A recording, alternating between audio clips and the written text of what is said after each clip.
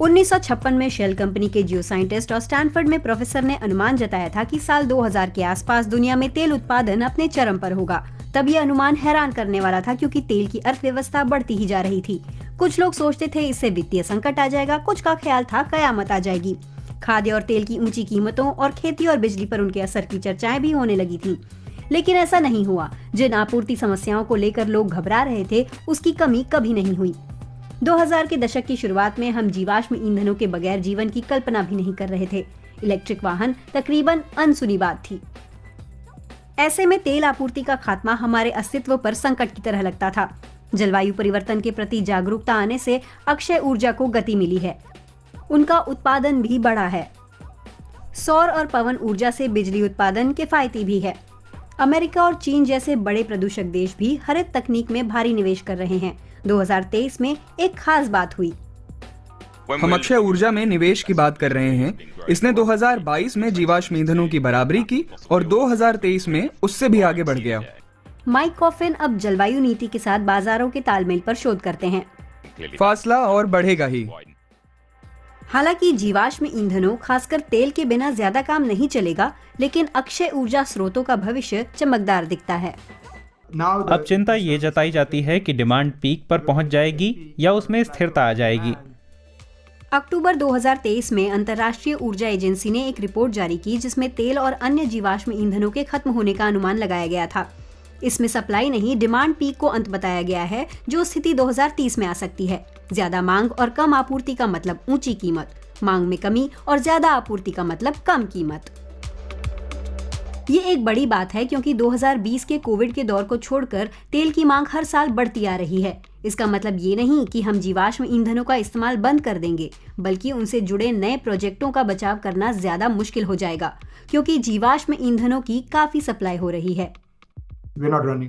मौजूदा भंडारों को देखें तो तेल खत्म नहीं होने जा रहा। हमारे पास करीब 40 साल का तेल है और इसमें नई योजनाएं शामिल नहीं हैं। इसका बड़ा श्रेय फ्रैकिंग नाम की तकनीक को जाता है, जिसमें पानी और रसायनों की गाद चट्टान में डालते हैं, जिससे बारीक दरारें बच जाती हैं। इनसे होकर तेल और गैस निकलती है, जिसे सतह पर जमा किया जा सकता है। बेकार पानी जमीन के अंदर डाल दिया जाता है। इससे पर्यावरण दूषित हो सकता है और भूकंप भी आ सकते हैं। फ्रैकिंग अमेरिका में शुरू हुआ और अब वो सालाना सबसे ज्यादा तेल उत्पादन करने वाला देश है। इतना ज्यादा कि दूसरे देश प्रभावित हो रहे हैं। सऊदी अरब या संयुक्त अरब अमीरात या कुवैत जैसे देशों को लीजिए। अभी बाजार में आपूर्ति इतनी ज्यादा है कि उन्हें अपनी क्षमता से काफी कम उत्पादन करना पड़ रहा है।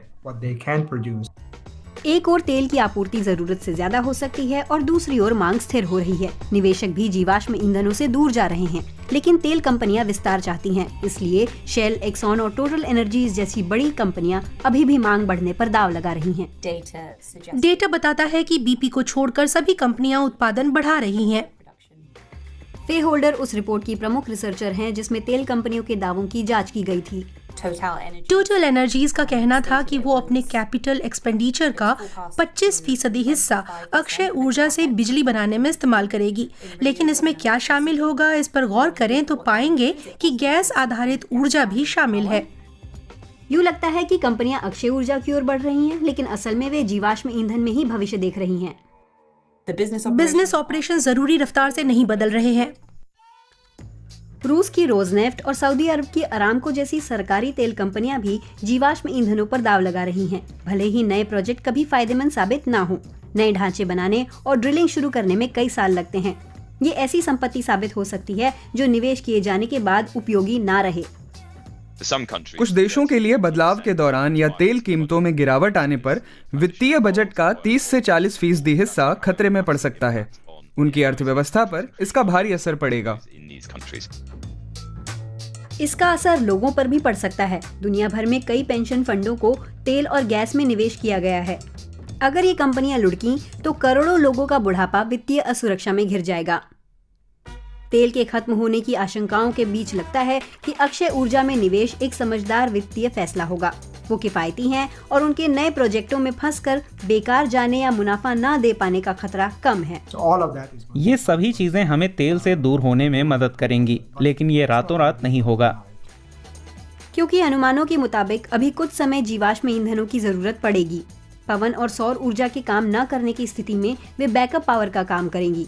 बड़े स्तर पर परमाणु ऊर्जा तो देखते ही देखते मिलने से रही। परिवहन और ऊर्जा भंडारण में भी बड़ा सुधार चाहिए, लेकिन ज्यादा निवेश से अक्षय ऊर्जा संसाधनों में सुधार होगा। अपना अस्तित्व बचाने के लिए हमें उनकी सख्त जरूरत है।